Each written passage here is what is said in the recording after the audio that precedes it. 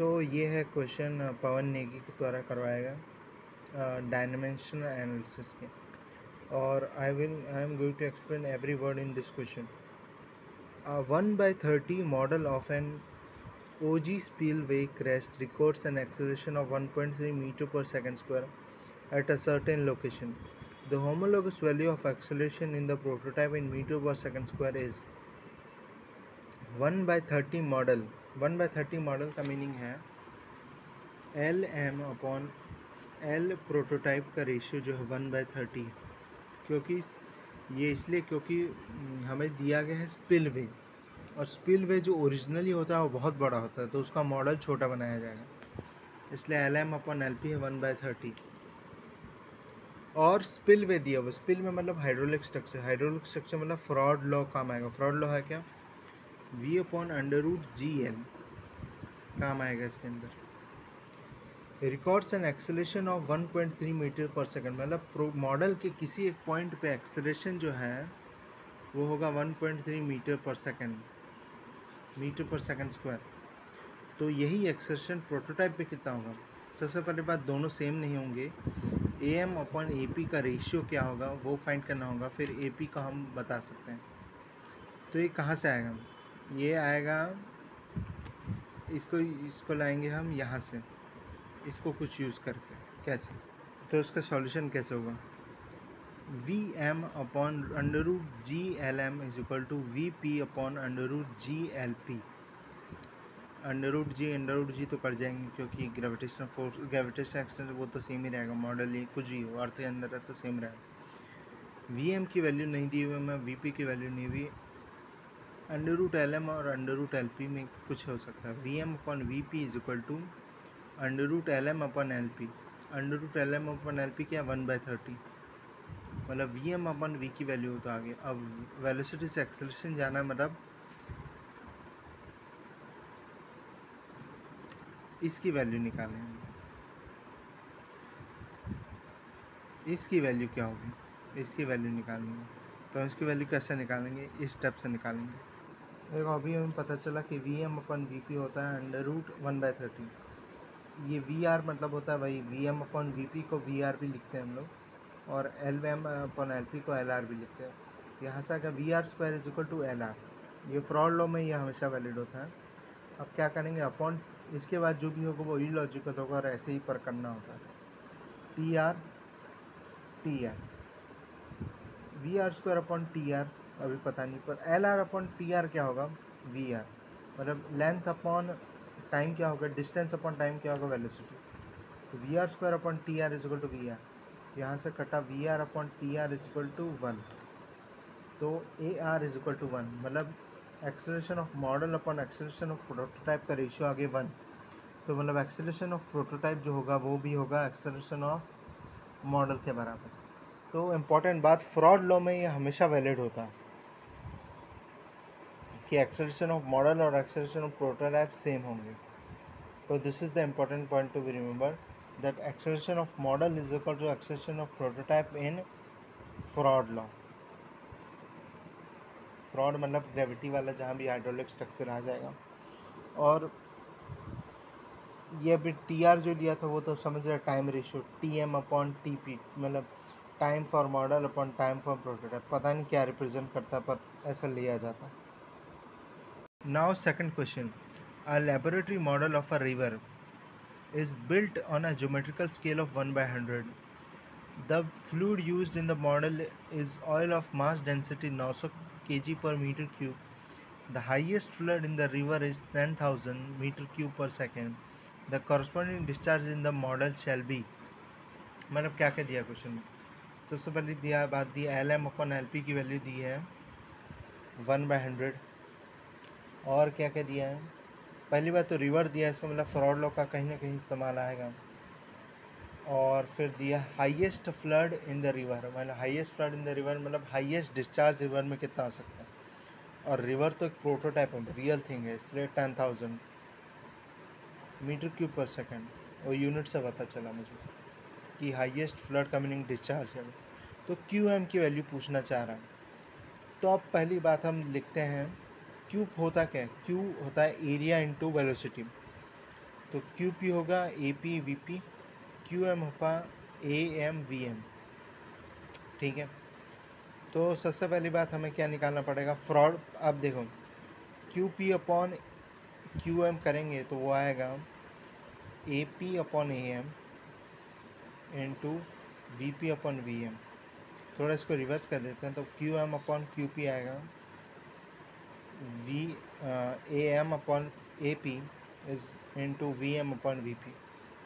तो देखो A M upon A P जो फर्स्ट उसमें पढ़ा कि एल आर स्क्वायर होता है, मतलब आर स्क्वायर, तो इस रेशियो का स्क्वायर 1/100 का स्क्वायर। अब V M upon V P, देखो ये वेलोसिटी है, इसको लेंथ का रेशियो नहीं ले सकते, तो वेलोसिटी कहाँ से निकालनी पड़ेगी, यही काम आएगा फ्रॉड लॉ। ये देखो फ्रॉड लॉ से हमें पता चलेगा वी एम अपन वी की वैल्यू होती है under root L M upon L P. तो यहाँ से हमें पता चलेगा under root L M upon L P, जिसकी वजह से हम Q P upon Q M के में इसकी वैल्यू निकाल सकेंगे। वी एम अपन वी की वैल्यू आ गई वही under root L M upon L P, मतलब 1/10। तो यही A M upon A P तो आर स्क्वायर होता है, तो यही हो गया। देखो क्यू एम की वैल्यू इससे आ जाएगी आसानी से। And one more important thing is Q M upon Q P is equal to L R का L/5/2 फॉर फ्रॉड लो। देखो करके देखो 1/100 कितना होता है, करके देखो, इससे भी आंसर जाएगा। मतलब Q R is equal to L/5/2, Q R Y Q M upon Q M. For Froude law ये हमेशा वैलिड होगा अगर डायरेक्ट आंसर निकालना चाहो तो। Now the next question is the flow of glycerine, जिसकी काइनेमेटिक विस्कोसिटी दी हुई है, in an open channel is to be modeled in a laboratory using water, जिसकी ये है, as a flowing fluid. If the gravity and the viscosity both are important, what should be the length, scale, ratio of prototype to model dimension for maintaining dynamic stability? So पहले question को understand करते हैं। असली वाले जो open channel उसके अंदर glycerine flow कर रहा है, ग्लिसरीन जिसकी काइनेमेटिक विस्कोसिटी दी हुई। अगर काइनेमेटिक विस्कोसिटी दी है मतलब शायद रेनॉल्ड्स नंबर यूज़ हो रहा, पर ओपन चैनल दिया तो इसका मतलब फ्रॉड लॉ भी इस्तेमाल होगा। और इसने आगे लिखा हुआ है कि ग्रेविटी और विस्कोसिटी दोनों यूज़फुल है, मतलब इसके अंदर फ्रॉड और रेनॉल्ड दोनों इस्तेमाल किए जा सकते हैं। तो हमें लेंथ स्केल रेशियो पूछा है, L M upon L R नहीं, मतलब L P upon L R की यहाँ क्वेश्चन पूछा है। लेंथ स्केल रेशियो तो L M upon L P होता है, पर यहाँ L P upon L M पूछा है, तो कैसे निकालेंगे। तो इसका निकालने का सबसे पहले तरीका है रेनॉल्ड नंबर लगाने का। लगाते हैं रेनॉल्ड नंबर। रेनॉल्ड नंबर लगाने से क्या होगा,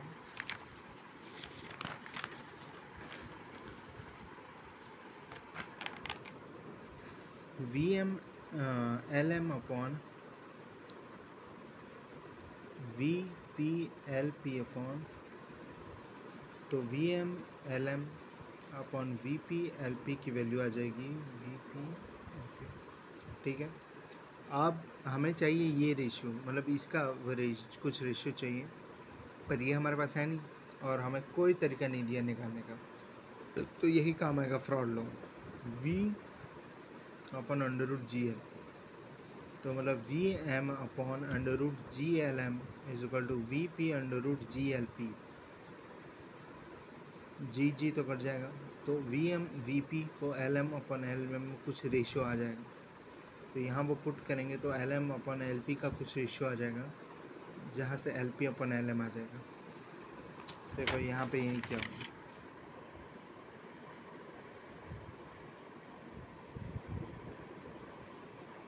ठीक है, मतलब जब क्वेश्चन में दोनों दिया हो तो दोनों यूज़ कर सकते हैं। देखो करो question, in a laboratory a flow experiment is perform over a hydraulic structure, the measure value of discharge and velocity are this respectively. If the full case structure 30 times bigger is subjected to discharge of this, then the time scale ratio का meaning होता है TM upon TP, time of model upon time of prototype क्या होगा। सबसे पहले question में दी हुई है मॉडल के बारे में सारा दिया हुआ, क्योंकि देखो कितनी कम वैल्यूज दी हुई है तो मॉडल का ही हो सकता है। मतलब क्यू एम दिया हुआ है 0.05 और वी एम दिया हुआ है 0.25। पहली बात ये हाइड्रोलिक स्ट्रक्चर, इसका मतलब फ्रॉड लॉ इसके अंदर वैलिड होगा, तो वैलिड होगा। और क्या दिया हुआ है, full scale models 30 times bigger, मतलब L M upon L P is equal to 1/30 ये दिया हुआ है। तो हमें निकालना क्या है, हमें टाइम निकालना है। टाइम निकालने के लिए हमें क्या वेलोसिटी चाहिए और लेंथ चाहिए, तभी टाइम आ जाएगा हमारे पास, कोई बात नहीं। तो इसके अंदर हम करते हैं क्या, Q R is equal to L R is to 5/2। इससे नहीं, देखो हम क्यू ऑफ मॉडल और क्यू ऑफ प्रोटोटाइप दोनों दिया हुआ है और हमें तो इससे क्या करें, Q M is equal to A M V M, Q P is equal to A P V P, इन दोनों का रेशियो लेंगे तो ए एम अपन ए पी हो जाएगा आर स्क्वायर, ये V M upon V P रहेगा, ये वैल्यू दी हुई है दोनों की, और आर स्क्वायर की वैल्यू भी दी हुई है। तो इससे V M upon V P का वो आ जाएगा, तो इससे वी एम आ जाएगा या वी पी आ जाएगा, जो भी फाइंड करना होगा। अब V M upon V P हो जाएगा L M upon T M और L P upon T P, मतलब डिस्टेंस अपॉन टाइम। तो इससे आ जाएगा T M upon T P की वैल्यू, क्योंकि दोनों तो ये और ये तो दिए हुए हैं। तो देखो यहीं पे यही किया, time square model means ratio of time. So this is the question. Oil जिसकी काइनेटिक विस्कोसिटी दी हुई है, flow through a pipe of 0.5 diameter with a velocity of 10 meter per second. Water इतनी वो जो भी दिया हुआ है is flowing through a model pipe of diameter this for satisfying the dynamic similar to the velocity of the water. पहली बात सारे जो टर्म्स दिए हैं उनको लिखना पड़ेगा, और फ्लो इन वाटर है, मतलब रेनॉल्ड लॉ जो है वो वैलिड होगा। विस्कोसिटी दी हुई इससे भी पता चलता है कि रेनॉल्ड लॉ जो है वैलिड होगा। तो हमें वी एम अपन वी की वैल्यू निकालनी है, तो उसके लिए काइनेटिक विस्कोसिटी दी हुई है और क्या दिया हुआ है, डायमीटर दिया हुआ है, तो निकल जाएगा आसान से, कुछ ही नहीं इसके अंदर। ये देखो सब दिया हुआ, मॉडल में भी सब दिया हुआ, बस रेनॉल्ड नंबर को इक्वेट करना है, सब तो दिया हुआ है इसके अंदर। So this is the question. For the laminar flow of water over a sphere, over बोलना मतलब ओवर स्पीयर मतलब फ्लो ओवर स्पीयर, मतलब रेनॉल्ड नंबर का कुछ तो कुछ काम आएगा। The drag coefficient C F is defined as C F is equal to F upon rho U square D square, मतलब ये लोकल ड्रैग कोफिशिएंट दिया हुआ है। Where F is the drag force, row is the fluid density, mu is the fluid velocity, D is the diameter of the sphere. The density of water is 1000 when diameter sphere is 100 and the fluid velocity is 2 meter per second, the drag coefficient is 0.5. If water now flows over under sphere of this diameter under dimensionally similar condition, the drag force is, मतलब अब water इसके ऊपर flow कर रहा है, मतलब water की density same होगी, वाटर की विस्कोसिटी सेम होगी, बस डायमीटर अलग होगा और फ्लो ऑफ वाटर अलग होगा, तो उसके से ड्रैग में चेंज आएगा। और वन इम्पॉर्टेंट बात, हमने पढ़ा था कि ड्रैग कोफिशिएंट जो होगा वो सेम रहेगा हमेशा इसके अंदर, तो ड्रैग कोफिशिएंट सेम रहेगा। तो ये हमें ड्रैग ओवर स्पीयर दिया हुआ है, मतलब ये दिया हुआ equation. Coefficient of drag is considered constant, C F P is equal to C F M होता है, मतलब ये हमें पता है, तो इससे आएगा F P upon this is equal to this. अब देखो यू एम की वैल्यू हमें नहीं दी हो, मतलब मॉडल के ऊपर से मॉडल, मतलब वही जो नया स्पीयर हो उसे मॉडल मान लेते हैं। अब मॉडल का निकालने के लिए हमें रेनॉल्ड्स लॉ लगाना पड़ेगा। अब जब रेनॉल्ड लॉ लगाएंगे दोनों मॉडल और प्रोटोटाइप के लिए, डेंसिटी और विस्कोसिटी कट जाएगा, क्योंकि दोनों ही वाटर हैं, दोनों में वाटर फ्लो कर रहा है, तो V P upon V M की वैल्यू आ जाएगी, मतलब वी एम की वैल्यू आ जाएगी, ठीक है। अब वी एम की वैल्यू आ जाएगी, उसके बाद क्या, कुछ इंपॉर्टेंट पॉइंट लिखा, जहाँ फ्लो ऑफ पाइप या ओवर दिख जाए you can use Reynold number. Okay, तो F D force of drag आ जाएगा rho mu U square D square C F 0.5, ये जो भी है, तो इससे आ जाएगा आंसर 20। तो अब model is equal to small version of reality to understand some aspect of the real thing, मतलब वही जैसे स्कूल का मॉडल तो छोटा ही होता है, प्रोटोटाइप मतलब real thing, fraud number is very important. तो यहीं से ख़त्म होते हैं पवन नेगी के सारे सवाल। Thank you.